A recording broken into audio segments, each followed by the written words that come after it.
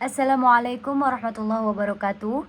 Alhamdulillahirrabbilalamin. Segala puji bagi Allah subhanahu wa ta'ala yang telah memberikan kita nikmat iman, nikmat akal, nikmat sehat, serta kemudahan teknologi di zaman ini.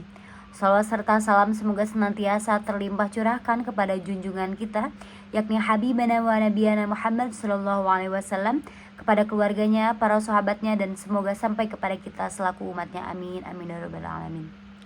Hadirin rahimakumullah.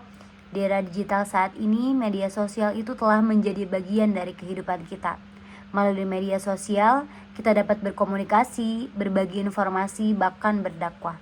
Namun di sisi lain, media sosial juga dapat menjadi sumber dosa apabila kita tidak menggunakan media sosial itu dengan etika yang benar. Islam sebagaimana agama yang sempurna telah memberikan pedoman agar lisan, tulisan, dan perbuatan kita tetap berada di dalam jalan kebenaran. Seperti dalam Quran surah Al-Hujurat ayat 6 yang berbunyi, A'udzu billahi minasyaitonir rajim. Bismillahirrahmanirrahim. Ya ayyuhalladzina amanu in ja'akum fasiqun binaba'in fatabayyanu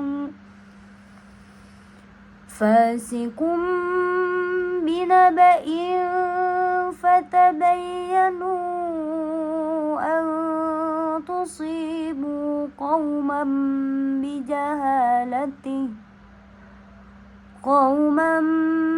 bijahalatin fatusbihu ala ma fa'altum nadimin. Yang artinya, wahai orang-orang yang beriman, jika datang kepada kalian seseorang yang fasik membawa suatu berita, maka telitilah kebenarannya, agar kalian tidak mencelakakan suatu kaum karena kebodohan yang akhirnya membuat kalian menyesal.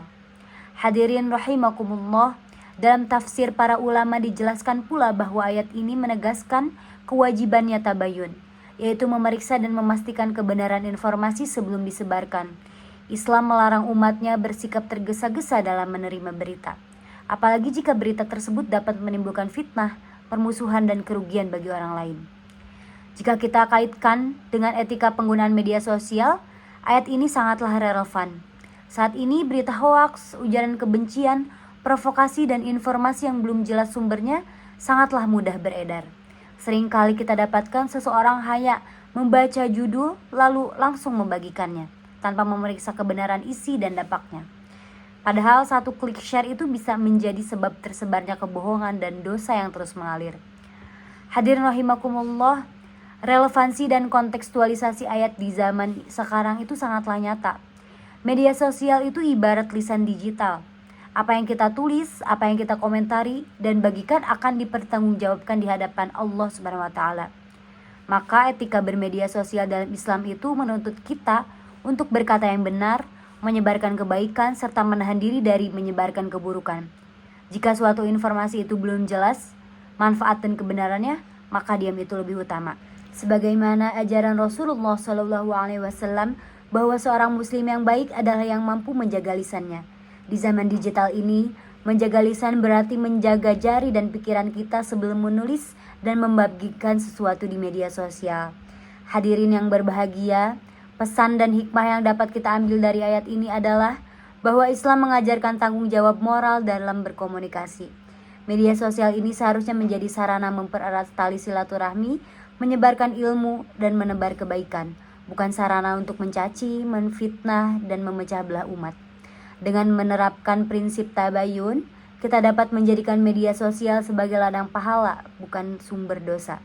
Semoga Allah Subhanahu wa taala senantiasa membimbing kita agar kita selalu bijak dalam menggunakan media sosial, menjaga akhlak dalam dunia nyata maupun dunia maya, serta menjadikan setiap tulisan dan unggahan kita bernilai ibadah. Mungkin itu saja yang dapat saya sampaikan.